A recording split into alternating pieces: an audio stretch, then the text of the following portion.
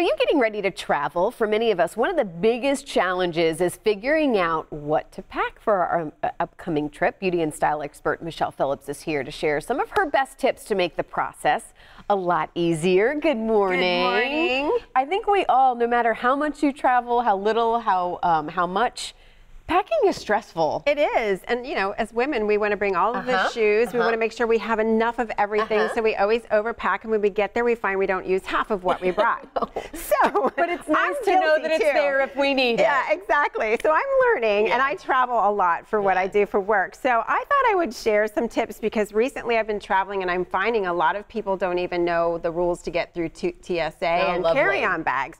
So I thought I'd just show you right off the bat that you can bring a carry-on suitcase, but it cannot be any larger than 22 inches by 14 inches by 9 inches. And then you also, if you bring a personal bag, it has to fit in the overhead or in the seat in front of you. Yeah. So I like to bring a personal bag and then throw a little purse in my suitcase. So that way my personal item, I can maximize the amount of things that I bring on. It's all about maximizing. Yes. And then the next thing is when it comes to liquids, if you're bringing them in your carry-on, you have to put them in a quart-size bag, and they cannot be over 3.4 ounces. So be careful that you don't have something larger than that, or they will throw it away.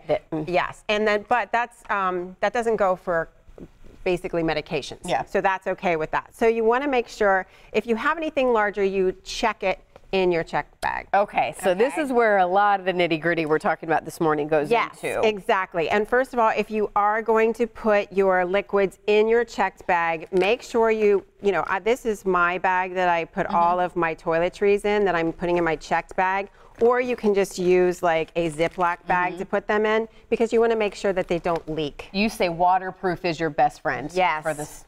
Yes, type of definitely products. For any liquids, creams, aerosols. Okay. And then when it comes to packing, what I like to do is lay out everything that I'm going to pack days before, and then you kind of go back and edit. Yeah, because I think a lot is like, okay, this is what I really want. Now, what do I need to bring? And what I really suggest you do is bring neutral colored clothes. Everything can mix and match. If you want to bring some pop of color with a couple different garments, that's fine. But I usually do like a black and a white skirt, a denim jacket, you know, 2 different types of jeans, a dress that doesn't wrinkle, and some neutral colored t-shirts. Yeah. Because wherever you're going, whether it be cool weather or hot weather, layering is key. And if you are going somewhere in the winter time and you need a winter coat, this is my new favorite thing. This is the puffy coat in a bag. Okay, yeah, and these are so popular. Basically, this comes out, and this is really, I was just in 30-degree weather last week in Memphis, Tennessee, and this is what I popped into my suitcase. So when I arrived, I could pull it out instead of wearing this big, heavy coat. Yeah, and especially with us here in Florida, it's warmer here, but then you go somewhere else. Yeah, and you're like bringing this big wool coat, and it's really cumbersome. And, you know, the other thing is make sure you put your shoes in shoe bags. I also just maybe bring 1 pair of pumps, a really nice, comfortable walking shoe, and tennis shoes. Because your shoes have a lot of bacteria on the bottom of them, like E. coli from bathroom floors and stuff, so you don't want this touching your clothing. And if you're going to bring a big, heavy, clunky pair of boots, I wear them on the plane. Okay. So that way it's less heavy, because if you check a bag, you can only check 50 pounds. Yeah. Without them charging you an additional fee. Now, they usually charge you a fee to check a bag, but it gets a lot more expensive if it's over 50 pounds.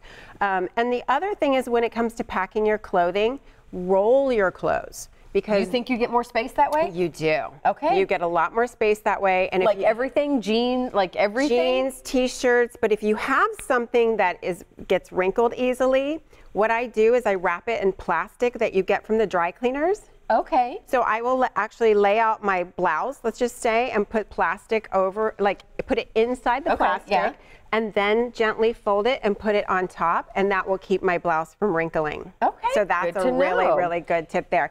And then laundry bags.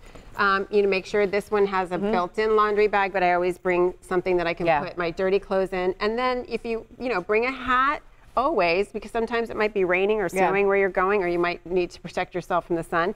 There are these wonderful hats that fold up and don't lose their shape. Yeah, so really look for things that are easy to pack. And then again, with sweaters, don't go real bulky. If you have cashmere is so lightweight, and you can fold it and roll it, and then layer it, and it keeps you warm without the bulk.